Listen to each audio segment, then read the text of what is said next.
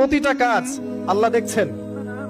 আমার ওঠা বসা, আমার চলাফেরা, আমার রাতের অন্ধকারের গোপন পাপ, আমি মানুষের কতটুকু হক নষ্ট করেছি, কোথায় নেশা করেছি, কোথায় নাউজুবিল্লাহ জিনা করেছি, কোথায় কোথায় নামাজ পড়ি নাই, কোন কোন নামাজ বাদ দিয়ে দিয়েছি, কত কত বছর রোজা রাখিনি, কোথায় সিনেমা দেখেছি, পর্নোগ্রাফি দেখেছি, কি করেছি না করেছি।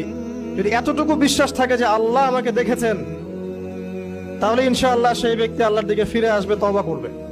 আর যারা এই কনসিয়াসনেস নিয়ে চলতে পারে, তাদের দ্বারা পাপ সম্ভব না তা বলবো না, পাপের হার অনুপাতটা অনেক কম হবে ইনশাআল্লাহ। প্রতিটা কাজ আল্লাহ দেখছেন।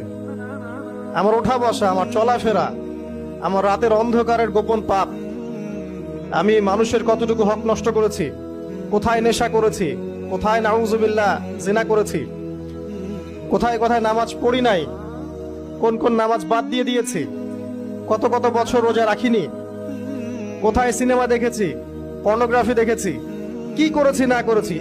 যদি এতটুকু বিশ্বাস থাকে যে আল্লাহ আমাকে দেখেছেন, তাহলে ইনশাআল্লাহ সেই ব্যক্তি আল্লাহর দিকে ফিরে আসবে, তওবা করবে।